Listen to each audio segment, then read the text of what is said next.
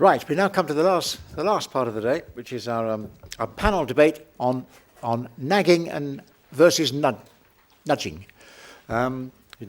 Which is either one or the other or both. And I'm sure we'll need them in all sorts of combinations. But we've assembled an excellent panel for you this afternoon to tackle this. But it's going to be a reactive panel. The panel's going to react to your comments and your questions. So you're the stars of this session, really, and the panel are here to bounce off you. So let's start thinking of comments and questions on this.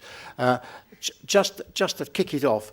About a year ago now, I was myself involved in a Radio 4 program. I think it was on the Today program, where my basic line was that we need more nannying, which was a very dangerous thing to say on Radio 4, particularly when I was the person who was interviewing me was John, what's his face? What's that fellow? John Humphreys, that's right. Yeah, John Humphreys. Terrifying experience. It couldn't be more anti-nannying if you try. But anyway, I managed to survive that. But my point was that it's all very well the whole personal responsibility agenda that we're embarking on now with the new coalition government. But unless the environment is right, the third E I was talking about right at the beginning of the day, unless the environment is right, so that it's relatively easy for people to make those healthy choices, and there aren't too many barriers there, people will really struggle to change their behaviour and get the most out of their lives unless we create those healthy environments. And part of that has to be, in my mind, and other people have mentioned this too, that government at national level and at local level do have a role in this, not necessarily nannying in the sort of Daily Mail sense of the word, but in terms of a stewardship role. Remember the National Bioethics Council talked about stewardship. So, creating the right sort of environment in not too heavy-handed a way, so that it was easier for people to make those choices and to tackle the causes. And part of that would be more regulation, more rules and regulation, but particularly not so much regulation of people's individual behaviour, but regulation of the industries that do so much to shape people's behaviour, such as the food industry, the alcohol industry, tobacco, etc. So that was the sort of point I was making. It was more about regulating the industries that shape the environment. So that's my pitch into the discussion. Now, what I'm going to do is ask each of the panel members to introduce themselves, as it were, to say who they are, why they're here, but also whether they're for the nagging or for the nudging or what. Just a little sort of pitch, if you like, just to get that to stimulate the discussion. Starting at this end, then with why not with Bobby Jacobson. Okay, if I have to go first, can you hear me at the back? Yes? My name is Bobby Jacobson. I'm director of the London Health Observatory, and I've spent many years working in public health at different levels, locally, nationally, and internationally. So putting that mix in, you'd probably expect me to say I'm neither a nanny nor a nudger, because these are completely false dichotomies, and we've just heard presentations that show that actually we're not in an either or, and I hope there'll be opportunity to discuss that further. Thanks, Bobby. Yeah, Steve.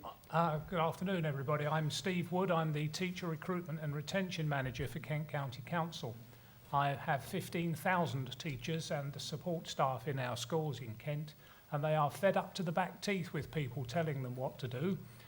If I go into a school and tell them about health, they'll tell me exactly where I can go. So nudging is our preferred way of working. Okay, John? John Searle. I worked for 25 years as a consultant in the National Health Service running an intensive care unit. I then moved into personal training and fitness, working with older people and people with chronic disease.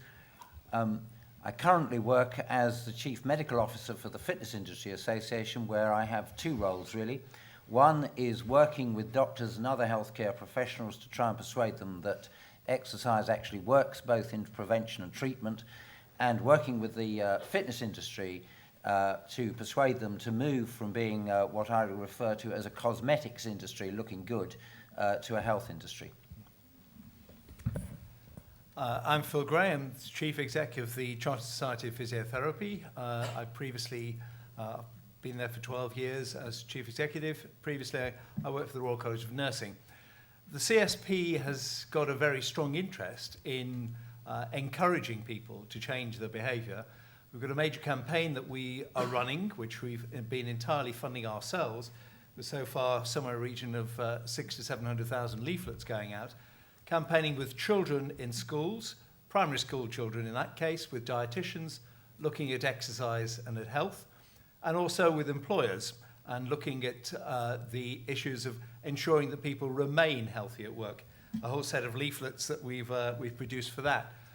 But although we are primarily interested in persuading people to look at healthier ways of living and at issues like early intervention, access to physiotherapy and elsewhere when they need it, we also firmly believe that there is a role for regulation, with employers in particular, that employers do not evade the real responsibility that they have for both the health and the culture of their organisations that can actually lead to severe lack of health.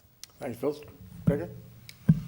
Hello, my name is Gregor Henderson and I lead a programme of work at the National Mental Health Development Unit on mental health and well-being. I'd like to congratulate you all for staying here. I don't know whether it was because you were locked in at the end of the last session or because you've chosen to be here.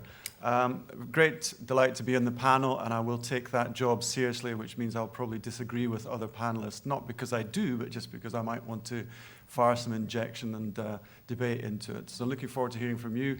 I'm neither a nudger or a nagger, although my wife might disagree, but I am your mental well-being conscience. So I'm here to encourage you to speak up and speak out for mental well-being. I've been listening to some of the fantastic examples people have been talking about today. The word mental or emotional hasn't really been used very often. Neither is the word love, which is interesting. The word control has, but some of the examples that I've been hearing about are absolutely fantastic for boosting people's mental well-being. I just think we should speak up about it. Well, I love your whole approach to this debate. It's going to go well. I feel it deeply. Okay. Now then, let's start some quick fire questions to the panel. I think we'll take them in threes. It's always a bit easier that way. We've got our two microphones wandering about. There's a lady here, and there was somebody over there, I believe. I can't. Hang on a minute. Is it that time of day when people can't even think of questions? Okay, we'll take them in ones. That might be safer. Thanks very much.